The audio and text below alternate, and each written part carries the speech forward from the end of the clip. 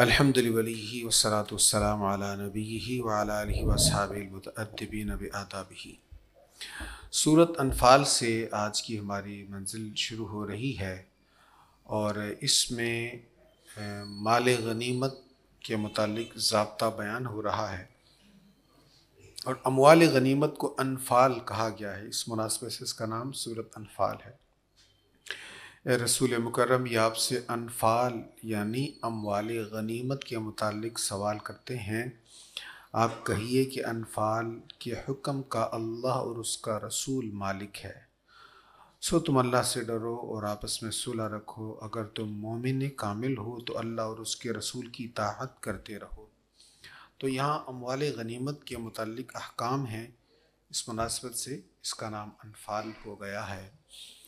دوسرے رکوع میں ارشاد ہے، حضور علیہ الصلوۃ والسلام جب بدر کی لڑائی شروع ہوئی تو آقا کریم علیہ الصلوۃ والسلام نے وہ خاک اپنے ہاتھ میں لے کر کفار کی طرف پھینکی۔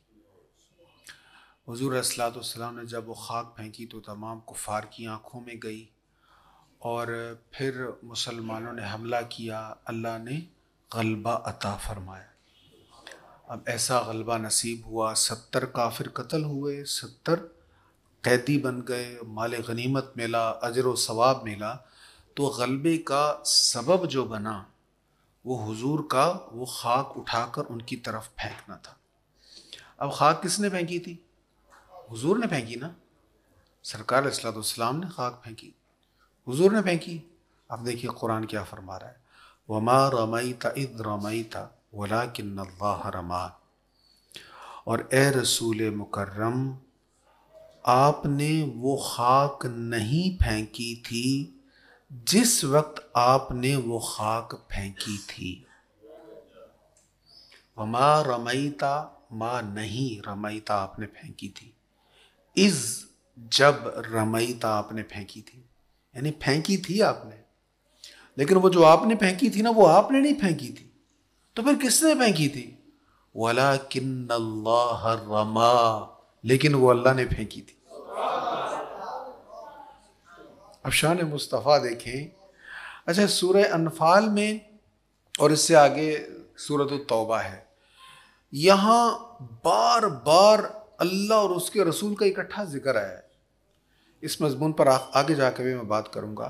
تو یہاں اللہ تعالیٰ فرما رہا ہے، آپ نے وہ خاک نہیں پھینکی تھی جس وقت آپ نے وہ پھینکی تھی، لیکن وہ اللہ نے پھینکی تھی تاکہ وہ مومنوں کو اچھی آزمائش کے ساتھ گزارے، بے شک اللہ بہت سننے والا اور سب کچھ جاننے والا ہے۔ اچھا، خاک پھینکی اور پھر غلبہ ہوا، یہ سب کچھ ہوا، کس لیے ہوا؟ تاکہ مسلمانوں کو اچھی آزمائش میں ڈالا جائے۔ اچھی آزمائش کا مطلب انعام، یعنی بدر کی فتح، مال غنیمت، اجر و ثواب، غلبہ، مسلمانوں کو عزت ملی، وقار ملا۔ تو یہ وہ دن تھا جب پورے عرب میں مسلمانوں کی دھاک بیٹھ گئی تھی۔ ایک معنی یہ ہے، ایک معنی یہ ہے ہم نے تمہیں عزت دی، عروج دیا تاکہ آزمائش ہو کہ اس عزت کی وجہ سے کہیں تکبر تو نہیں کرتے، کہیں یہ تو نہیں دل میں آ گیا کہ ہم نے ایسی کی تیسی پھیر دی۔ یہ دل میں نہ آئے، یہی دل میں ہو ہم نے تو کوشش کی، کرم اللہ نے کیا۔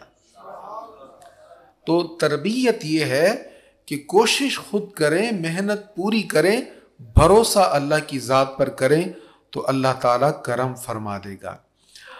اب یہاں پر بدر کے متعلق کافی ذکر ہے، لیکن بدر پر چونکہ ہم پہلے بھی بات کر چکے ہیں، اس لیے تو ان مقامات پر میں اور جو اس کے متعلق اہم چیزیں وہ عرض کرتا چلا جاؤں گا۔ تو اس رکوع، اگلے رکوع میں ارشاد ہے، اور یقین رکھو کہ تمہارے اموال اور تمہاری اولاد کیا ہے؟ فتنہ، آزمائش۔ ہمارے یہاں اردو میں یا پنجابی میں فتنہ تقریب کار کو کہا جاتا ہے، تو فتنہ کا معنی آزمائش ہے۔ تمہارا مال، تمہاری اولاد، یہ تمہارے لیے آزمائش ہے، اور بے شک اللہ ہی کے پاس اجر عظیم ہے۔ تو اللہ تعالیٰ جب مال عطا فرمائے تو مال کا تصرف کیا ہو رہا ہے، کہاں خرچ کیا جا رہا ہے، جائز یا ناجائز، خیر کے کام میں، شر کے کام میں، حد میں رہ کر یا حد کو توڑتے ہوئے، تو اس اعتبار سے مال ہوگا تو آزمائش ہوگی نا، اور جتنا زیادہ مال ہوگا اتنی زیادہ آزمائش ہوگی۔ اسی طرح اولاد کا معاملہ ہے، اولاد میں بھی آزمائش ہے۔ ظاہری بات ہے، اولاد کی محبت ایسی ہوتی ہے، انسان اپنا سب کچھ قربان کر دیتا ہے اولاد کی خوشی کے لیے۔ اب جب اولاد کی خوشی حاصل کرنے کے لیے انسان سب کچھ کر رہا ہے تو یہاں کہیں وہ اللہ تعالیٰ کو ناراض نہ کر دے، اس اعتبار سے اولاد بھی آزمائش ہے۔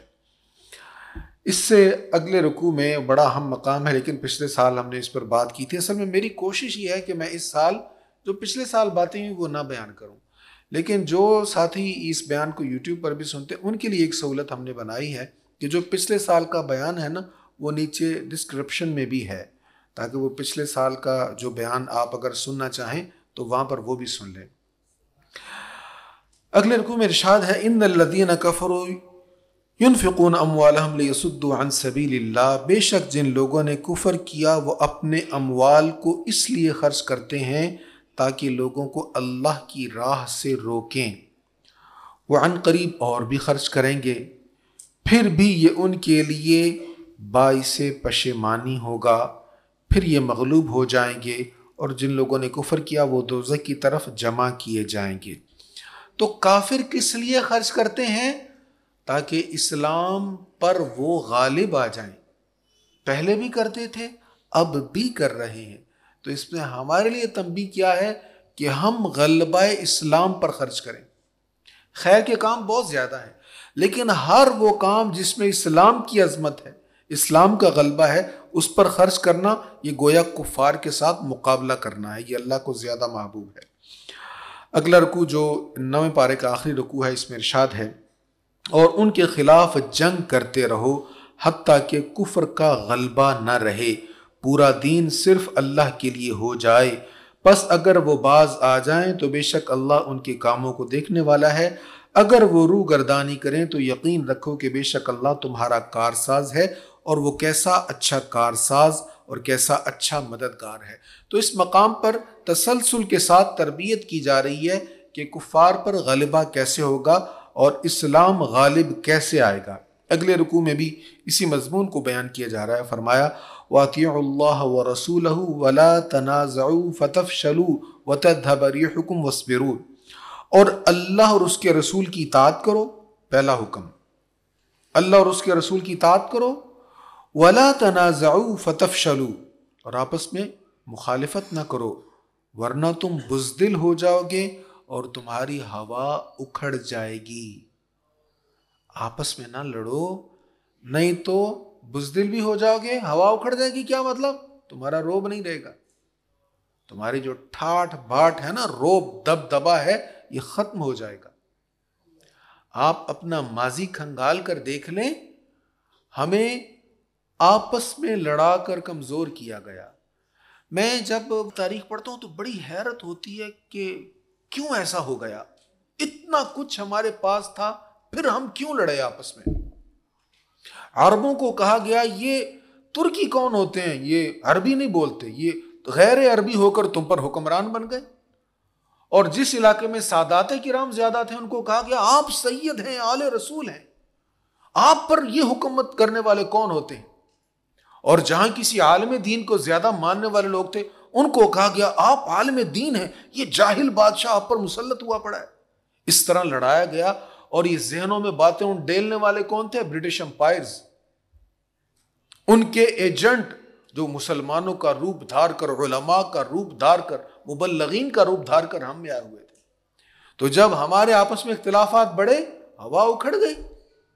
وہ سلطنت جو 3 بر اعظموں پر پھیلی ہوئی تھی، کیا حال ہوا آپ دیکھ لیں۔ اب سب کچھ ہے ہمارے پاس، اب بھی معدنی ذخائر ہیں، دولت کے انبار ہیں، اور افرادی قوت بھی ہے، لیکن ہماری ہوا اکھڑی ہوئی ہے۔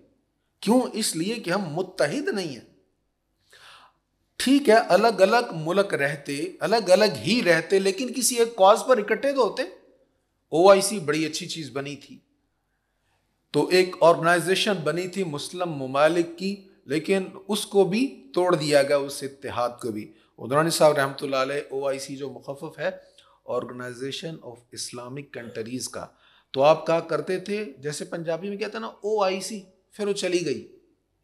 یعنی ایک اچھا میسج آیا تھا کہ ہم متحد ہو رہے ہیں، لیکن پھر ہم متحد نہیں ہوئے۔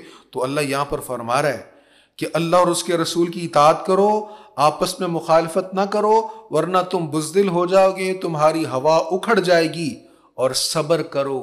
صبر کس چیز پر کرنا ہے؟ سب کچھ تو ہے نا، ایک دوسرے کو برداشت کر لو، تھوڑا سا ایک دوسرے کو برداشت کرو، اس پر صبر کرو۔ ان اللہ مع الصابرین، بے شک اللہ تعالیٰ صبر کرنے والوں کے ساتھ ہے۔ اللہ تعالیٰ ہمیں اتحاد نصیب فرمائے، اس امت کا کھویا وقار بحال فرمائے۔ اگلے رکوع میں بڑی اہم آیت ہے، وہ پچھلے سال بھی اس پر میں نے بات کی تھی، لیکن آیت بڑی اہم ہے۔ اللہ فرماتا ہے، اللہ جس قوم کو کوئی نعمت عطا فرمائے تو اس وقت تک وہ اس نعمت کو تبدیل کرنے والا نہیں ہے جب تک کہ وہ خود اپنی حالت کو بدل نہ لیں۔ بے شک اللہ بہت سننے والا، بے حد جاننے والا ہے۔ کوئی نعمت اللہ جب کسی قوم کو عطا فرماتا ہے تو نعمت چھینتا نہیں ہے، لیکن اگر وہ نااہل ہو جائیں تو نعمت چھین لیتا ہے۔ اگر وہ اپنی نااہلی ثابت کر دیں تو پھر وہ نعمت واپس لے لی جاتی ہے۔ مسلمانوں کی عزت تھی، بڑا وقار تھا، عالم کفر لرزتا تھا۔ آج یہ جو یورپی یونین بنی ہے، سارے یہ نیٹو وغیرہ، ان کی حیثیت ہی کچھ نہیں تھی مسلمانوں کے سامنے۔ یہ لرزتے ہوتے تھے، اجازت مانگتے تھے، یہاں سے ہمیں تجارتی گزرگاہ دے دیں، گزرنے دیں ہمیں یہاں سے۔ یہ باسفورس جو ہے اس کی کتنی ویلیو تھی، اور کیسے لرزتے ہوئے یہاں سے گزرتے تھے وہ اپنا باسفورس سے۔ لیکن پھر حالات بدلے، جب مسلمانوں نے نااہلی ثابت کر دی، عیاشیاں شروع کر دی، اللہ کی نافرمانی شروع کر دی، اللہ نے نعمت کو چھین لیا۔ آپ اسپین کی تاریخ پڑھیں، جیرالٹر کو پڑھیں، کبھی سرچ کریں، وہ اب ایک پہاڑ ہی رہ گیا ہے، اور اس کے ساتھ کتنی درد بھری یادیں وابستہ ہیں ہماری۔ کیسے چھوٹا سا لشکر آیا طارق بن زیاد رحمۃ اللہ علیہ کی قیادت میں، پورا اسپین فتح ہوا۔ اسپین والوں کو تو جینا نہیں آتا تھا۔ آپ اس دور کی تاریخ پڑھیں، ان لوگوں کے ہاں واش روم کا کانسیپٹ ہی نہیں تھا، بیت الخلاء کا کانسیپٹ نہیں تھا۔ مسلمانوں نے ان کو بتایا کہ نہایا بھی جاتا ہے۔ پہلی بار اسپین میں واش روم کب بنے؟ مسلمانوں نے بنایا، جینا مسلمانوں نے سکھایا، کھانا پکانا کیسے ہوتا ہے، تعلیم کیا ہوتی، تربیت۔ یہ وہ دور تھا جب پیرس کی گلیوں میں ٹخنوں اور گھٹنوں تک کیچڑ ہوا کرتا تھا۔ اس وقت اسپین میں مسجد قرطبہ بنی، اور مسجد قرطبہ سے اسلام کی وہ روشنی پھیلی کہ پورا یورپ اس سے روشن ہوا ہے۔ یہیں سے پھر ابن سینا اور دیگر ہمارے جو رائٹر تھے، ان کی کتابوں کی ٹرانسلیشن ہوئی انگلش میں، اور پھر علم ادھر پہنچا، اور یہیں سے علم پھیلتا رہا۔ بڑے بڑے علماء یہاں پیدا ہوئے، ریاضی دان یہاں پیدا ہوئے، یہاں سے بڑے بڑے اسٹرونومسٹ یہاں سے نکلے۔ بڑی تاریخ ہے مسلمانوں کی، اور یہیں سے بڑے بڑے عشاقان رسول اٹھے۔ حضور کی محبت اور عشق کا فیض یہاں سے مسجد قرطبہ سے پھوٹا۔ لیکن آج وہ مسجد قرطبہ آئے، اقبال رو دیا تھا وہاں جا کے، اتنا پھوٹ پھوٹ کے رویا تھا اقبال۔ اسپانیاں تو خون مسلماں کا امی ہے، مانند حرم پاک ہے تو میری نظر میں۔ وہ جس مسجد قرطبہ کے مصلوں پر، فرش پر عاشق رسول قاضی عیاض کی پیشانی لگتی تھی، آج وہاں سیر کرنے والوں کے جوتے لگتے ہیں۔ یہ کیوں ہمیں دن دیکھنا پڑے؟ الحمرا پیلس میں بیٹھا ہوا وہ عیاش ہو گیا تھا، جو مسلمانوں کے خلیفہ کہلواتا تھا، جو کبھی بادشاہ کہلواتا تھا، اور پھر مڑ مڑ کے جب وہ الحمرا کو دیکھ رہا تھا تو ماں نے دھکا دے کر کہا، جب تو اس لائق نہیں ہے کہ اس کی حفاظت کر سکے، اب دیکھ کیوں رہا ہے حسرت سے؟ تو یہ کیوں ہوا؟ اس لیے کہ نااہلی ہوئی۔ یہاں پر بر صغیر میں کتنا عروج ملا، اللہ تعالیٰ نے کیسا عروج دیا مسلمانوں کو، لیکن جب مسلمانوں میں عیاشی پھیل گئی، آپ آخری دور پڑھیں مغلوں کا، تو وہ دور تھا ساری رات مشاعرے چلتے تھے بادشاہ سلامت کے پاس، شراب کے دور چلا کرتے تھے، رقص و سرود کی محفلیں سجتی تھی، ساری رات یہ ہوتا تھا، اور پھر صبح سو جایا کرتے تھے بادشاہ سلامت بھی، سارے درباری بھی۔ یہ عالم تھا، برٹش امپائرز کو ہم نے اسپیس دی ہے تو وہ گھسے ہیں یہاں پر۔ جنگ پلاسی ایسے ہی نہیں ہم پر غالب ہوئے اور اس کے ذریعے سے سارا یہ ہم سے علاقہ چھنتا چلا گیا. ہم نے اسپیس دی ہے, ہم نے خالی جگہ چھوڑی, لاپرواہیاں ہوئیں. تو اللہ تعالیٰ یہ قانون یہاں پر بیان کر رہا ہے, اور یہ قانون ہم سب کے لیے, پاکستانیوں کے لیے بھی ہے. اہل پاکستان, اللہ نے تمہیں عظیم ملک دیا ہے, عظیم الشان مملکت تمہیں عطا فرمائی ہے, وہ قربانیوں کا صلہ ہے. لیکن اگر تم نااہلی ثابت کرو گے تو چھین لیا جائے گا تم سے. اللہ ہمیں اس کی حفاظت نصیب فرمائے اور اس ملک کو ہمیشہ کے لیے قائم دائم رکھے. اس سے اگلے رکوع میں ارشاد ہے, اے نبی مکرم مومنین کو قتال پر برانگیختہ کیجئے. اگر تم میں سے 20 صبر کرنے والے ہوں تو وہ 200 پر غالب آ جائیں گے, اور اگر تم میں سے 100 صبر کرنے والے ہوں تو وہ 1000 کافروں پر غالب آ جائیں گے.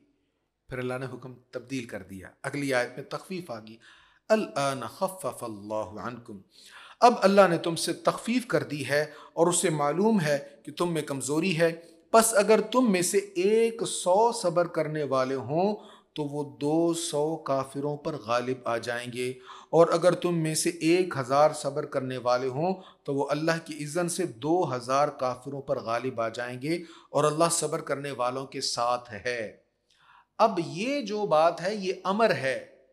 اب آج کے مسلمان کو کہا جا رہا ہے کہ تم کیسے ہی کمزور کیوں نہ ہو, لیکن ابھی بھی تم میں اتنی طاقت ہے کہ تم اپنے سے دگنے لشکر پر غلبہ پا سکتے ہو. کیوں؟ اس لیے کہ ان کے پاس مائنڈ نہیں ہے, سوچ نہیں ہے, وہ سمجھتے نہیں ہیں. وہ سمجھتے ہیں کہ یہی زندگی ہے جو زندگی ہمارے پاس ہے. اے نبی, ان قیدیوں سے کہیے جو آپ کے قبضہ میں ہیں, اگر اللہ تمہارے دلوں کی کسی نیکی کو ظاہر فرمائے گا تو وہ تم کو اس سے بہت زیادہ دے گا. یہ بھی بدر کے متعلق جب قیدی آئے تو ان سے حضور نے حکم فرمایا, چلو ٹھیک ہے بھائی تم فدیہ دے دو اور تمہیں چھوڑ دیا جائے گا. 70 قیدی تھے. فرمایا جو فدیہ دے سکتا ہے فدیہ دے, اس کو چھوڑ دیا جائے گا. جو فدیہ نہیں دے سکتا لیکن اس کے پاس علم ہے تو وہ اتنے انصار کے بچوں کو پڑھائے تو اسے چھوڑ دیا جائے گا. اب دیکھیے ایجوکیشن کی اہمیت کتنی زیادہ ہے. کافر ہے لیکن کافر کے پاس بھی وہ علم جو یہاں نہیں ہے ہمارے پاس, ان سے سکھوایا جا رہا ہے. حضور علیہ الصلوۃ والسلام نے فرمایا جو نہیں جس کے پاس فدیہ دینے کے لیے وہ پڑھائے اور پھر اس کو آزاد کر دیا جائے گا اتنے ٹائم کے بعد. اب جب فدیہ لیا جا رہا تھا, حضور کے چچا بھی بدر کی کفار کی طرف سے آئے تھے, حضرت عباس رضی اللہ تعالیٰ عنہ, یہ بھی آئے تھے. انہوں نے فدیہ دینے سے کچھ انکار کیا تو یہ آیت کریمہ نازل ہوئی, اے نبی ان قیدیوں سے کہیے جو آپ کے قبضہ میں ہیں, اگر اللہ تمہارے دلوں کی کسی نیکی کو ظاہر فرمائے گا تو وہ تم کو اس سے بہت زیادہ دے گا جو بطور فدیہ تم سے لیا گیا ہے, اور اللہ تم کو بخش دے گا, اور اللہ بہت بخشنے والا بے حد رحم فرمانے والا ہے. اب اس کے متعلق جو حدیث ہے میں وہ ضرور آپ کو سناؤں گا. حضور علیہ الصلوۃ والسلام نے حضرت عباس سے فرمایا, اے عباس تم اپنا بھی فدیہ دو, اپنے بھتیجے عقیل اور اپنے خلیفہ عتبہ کا فدیہ بھی دو.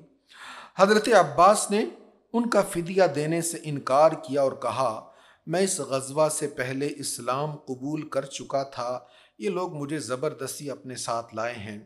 آپ نے فرمایا, اللہ تعالیٰ تمہارے معاملہ کو خوب جاننے والا ہے, اگر تمہارا دعویٰ برحق ہے تو اللہ تم کو اس کی جزا دے گا, لیکن تمہارا ظاہر حال یہ ہے کہ تم ہم پر حملہ آور ہوئے ہو, سو تم اپنا فدیہ ادا کرو.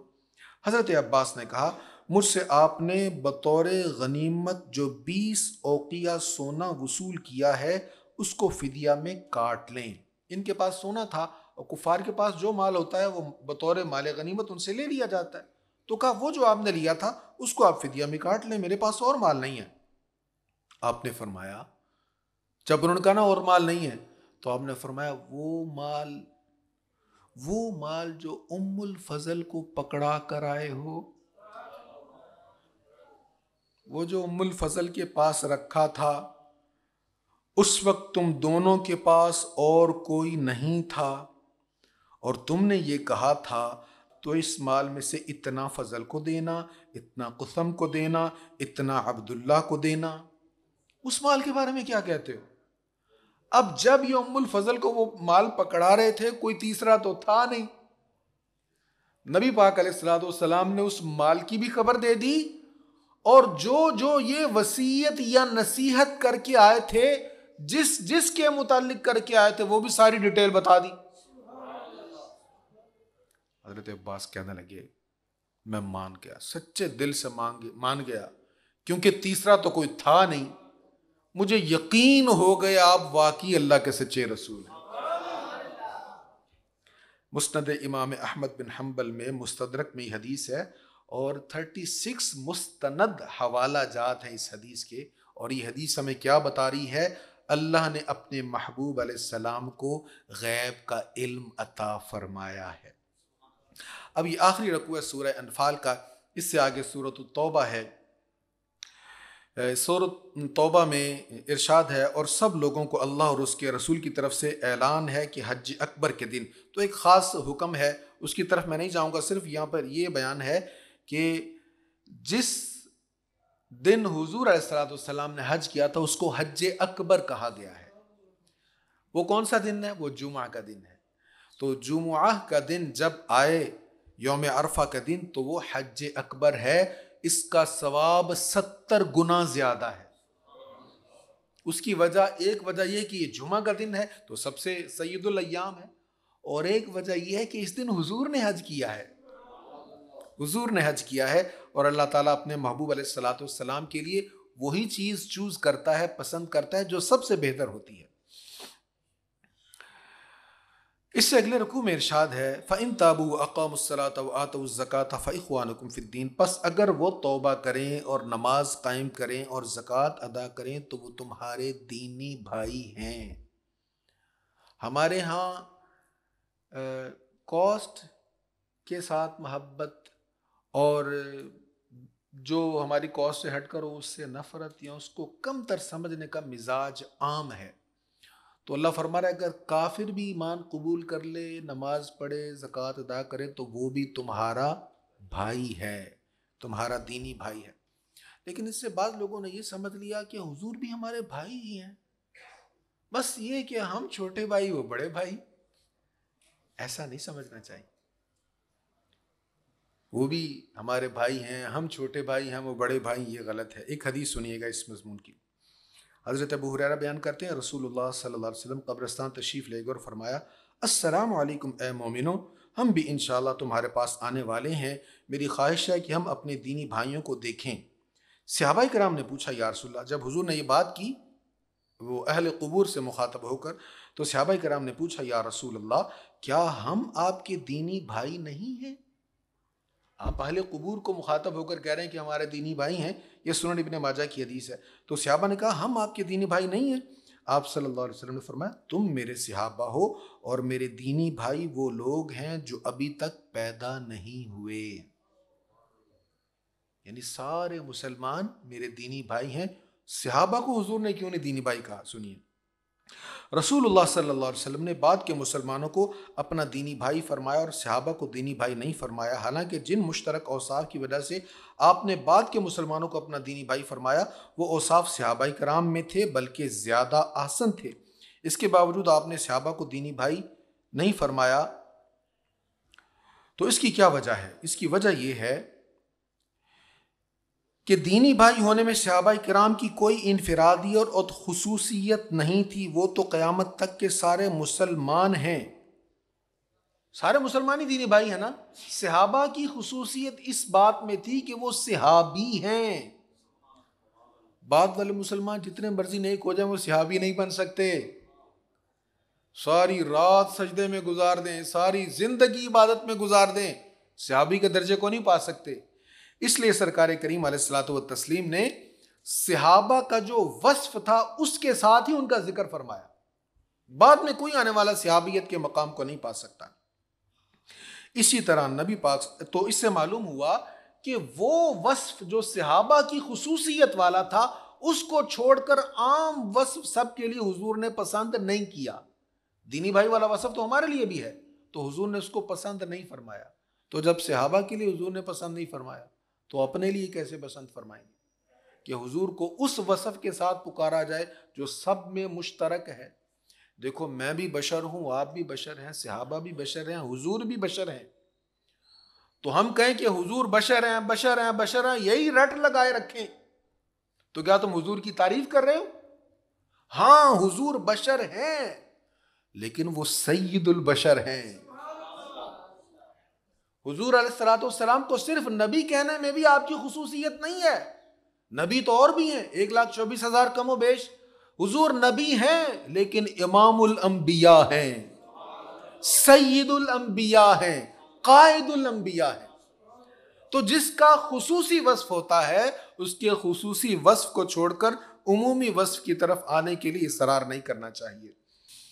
اس سے اگلے رکوع میں ارشاد ہوا، بے شک اللہ نے بکثرت مواقع پر تمہاری مدد فرمائی، اور غزوہ حنین کے دن بھی جب تمہاری کثرت نے تمہیں گھمنڈ میں مبتلا کر دیا تھا، حالانکہ اس کثرت نے تم سے کسی چیز کو دور نہیں کیا، اور زمین اپنی وسعت کے باوجود تم پر تنگ ہو گئی، پھر تم پیٹھ پھیرتے ہوئے لوٹے۔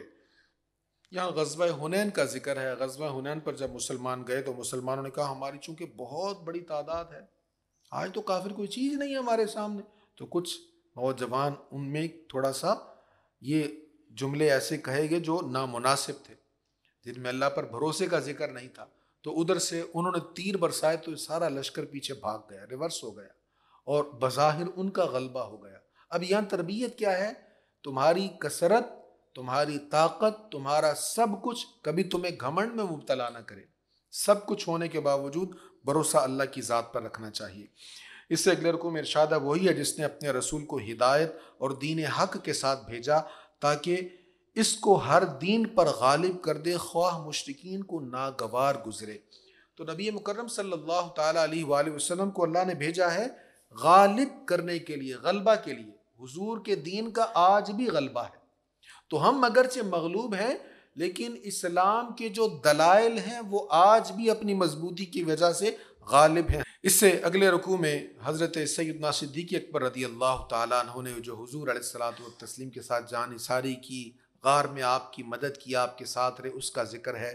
اگر تم نے رسول کی مدد نہیں کی تو بے شک اللہ ان کی مدد کر چکا جب کافروں نے ان کو بے وطن کر دیا تھا، درحال یہ کہ وہ دو میں سے دوسرے تھے، جب وہ دونوں غار میں تھے، جب اپنے صاحب سے فرما رہے تھے غم نہ کر، بے شک اللہ ہمارے ساتھ ہے۔ سیدنا صدیق اکبر رضی اللہ تعالیٰ عنہ کا یہاں پر غار میں جو ساتھ تھا اس کا تذکرہ ہے۔ اگلے رکوع میں ارشاد ہے، آپ سے وہی لوگ جہاد میں رخصت کی اجازت طلب کرتے ہیں جو اللہ پر اور روز آخرت پر یقین نہیں رکھتے۔ تبوک پر جب روانہ ہو رہے تھے تو جو منافقین تھے وہ بہانے کرنے لگے، اب ظاہر مسلمانوں میں بیٹھ رہے ہیں، خود کو مسلمان ظاہر کر رہے ہیں، لیکن جنگ کے موقع پر بہانے کرے، جی مجھے یہ مجبوری ہے، میرے گھر میں یہ مسئلہ ہے، میں نہیں جا سکتا۔ تو فرمایا بہانے وہی کریں گے، اجازت وہی مانگیں گے جن کا اللہ اور اس کے رسول پر ایمان نہیں ہے، وارتابت قلوبہم، اور ان کے دلوں میں اسلام کے متعلق شکوک و شبہات ہیں۔ دیکھیے جو شک ہوتا ہے نا، کنفیوژن جو ہوتی ہے، یہ بندے کو کہیں کا نہیں چھوڑتی۔ اس لیے کسی بھی چیز کے بارے میں، کسی بھی مسئلہ کے بارے میں شک دل میں آئے تو اس شک کو ضرور دور کرنا چاہیے۔ شک کی وجہ سے انسان بد عمل ہو جاتا ہے، اور شک کی وجہ سے انسان کے عقائد میں خرابی آ جاتی ہے۔ تو یہاں پر بالخصوص منافقین کا ذکر ہوا کہ وہ کیوں نہیں گئے، اس لیے کہ ان کے دلوں میں شک تھا۔ اس سے آگے آیت نمبر 62 میں ارشاد ہے، منافقین پہلے جنگ پر نہیں گئے اور بھی انہوں نے کئی نازیبا نامناسب باتیں کی۔ جب مسلمانوں کو پتہ چل گیا کہ یہ نفاق کر رہے ہیں، ان سے نفاق کا اظہار ہو رہا ہے، تو اب مسلمانوں کے پاس آئے اور آ کر قسمیں کھا کر یقین دلانے لگے کہ بھئی ہم سچے ہیں۔ مسلمانوں کو راضی کرنے کے لیے، صحابہ کو راضی کرنے کے لیے قسمیں اٹھانے لگ گئے۔ اب جو شروع میں نے بات کی تھی اس پر تھوڑی سی بات کروں گا یہاں پر، کہ اللہ اور اس کے رسول کا اکٹھے ذکر کرنا۔ وہ دیکھیں قسمیں اٹھا رہے ہیں کس بات پر؟ کہ مسلمان راضی ہو جائیں۔ اب اللہ کیا فرما رہا ہے، اے مسلمانوں، منافقین تمہیں راضی کرنے کے لیے اللہ کی قسمیں کھاتے ہیں، حالانکہ اللہ اور اس کا رسول اس کے زیادہ حقدار تھے کہ وہ ان کو راضی کرتے۔ واللہ ورسولہ احق ان یردوہ، اللہ اور اس کے رسول کا زیادہ حق ہے کہ منافقین کیا کرتے؟ کہیے، ان کو راضی کرتے۔ اچھا ایک کی بات ہو تو ہم کیا کہیں گے؟ اس اللہ کا حق ہے کہ اس کو راضی کیا جائے۔ اب دو کی بات ہوگی تو ہم کیا کہیں گے؟ اللہ اور اس کے رسول کا حق ہے کہ ان کو یا ان کو راضی کیا جائے۔ تو واحد کے لیے اس ہوتا ہے اور زیادہ کے لیے ان یا ان ہوگا۔ عربی میں واحد کے لیے ہوتا ہے ہو، مشکل بات نہیں، بڑی آسان بات ہے۔ واحد کے لیے ہوتا ہے ہو، دو کے لیے ہوتا ہے ہما، اور تین کے لیے ہوتا ہے یا تین سے زیادہ کے لیے ہوتا ہے ہم. لہو، لہما، لہم. لہو ایک کے لیے، لہما دو کے لیے، اور دو سے زیادہ جتنے بھی ان کے لیے ہوگا ہم.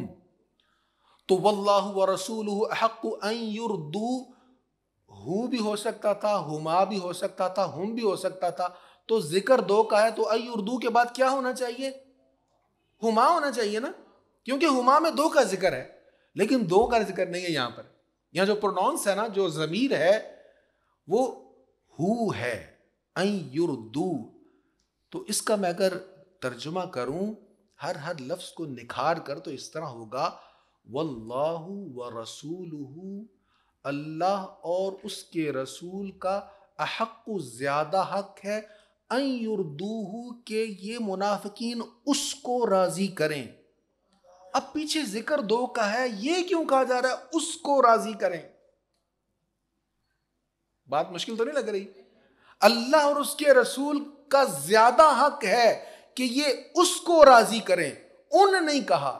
اس کی وجہ کیا ہے؟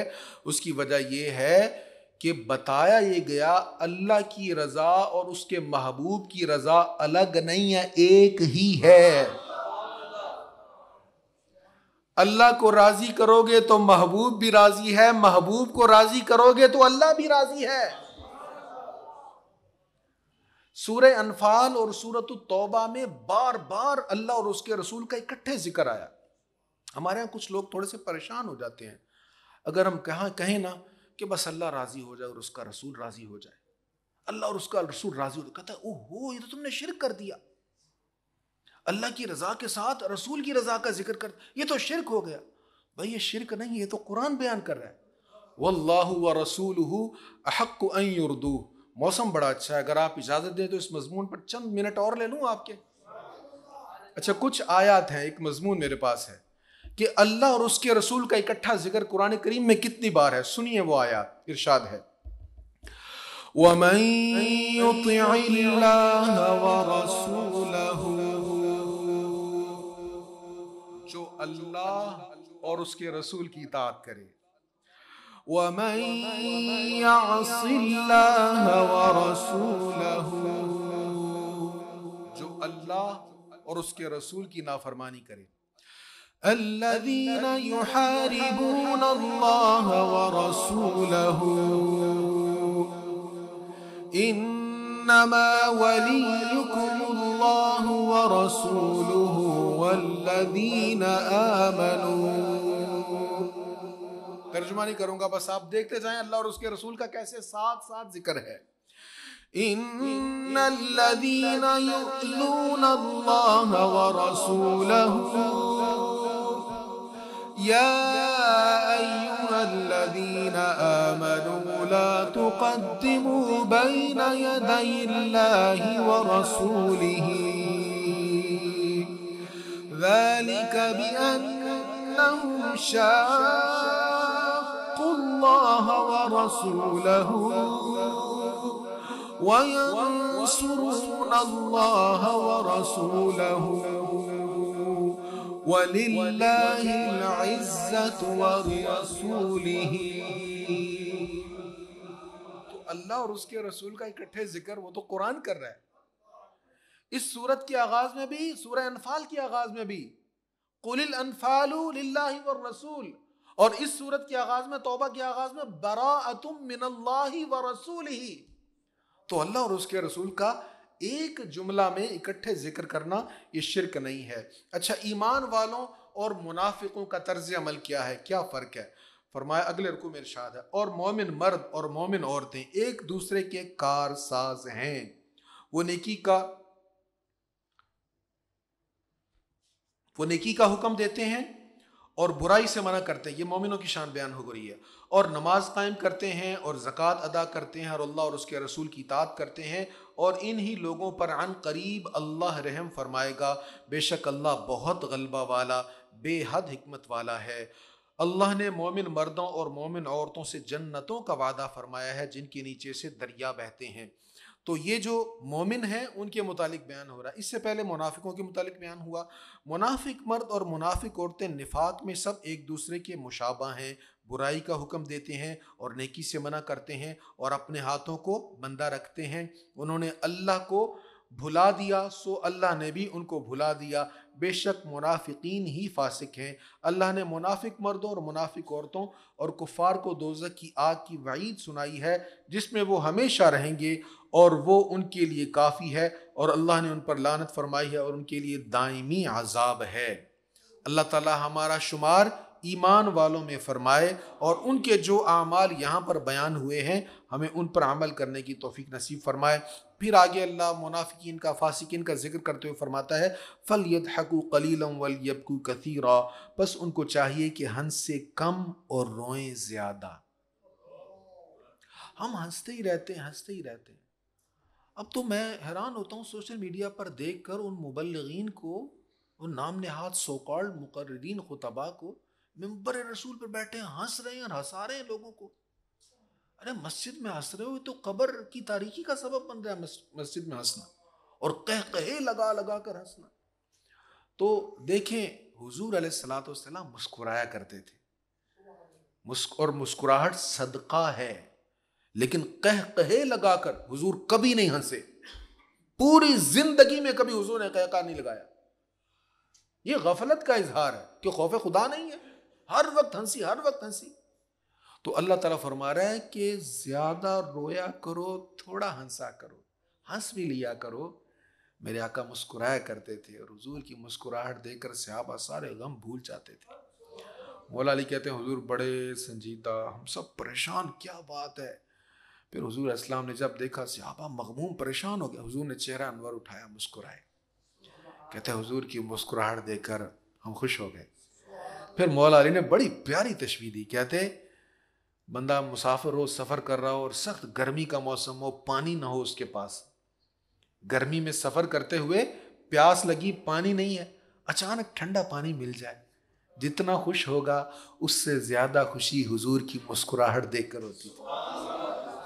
تو میرے آقا مسکرایا کرتے تھے، کہے نہیں لگاتے تھے۔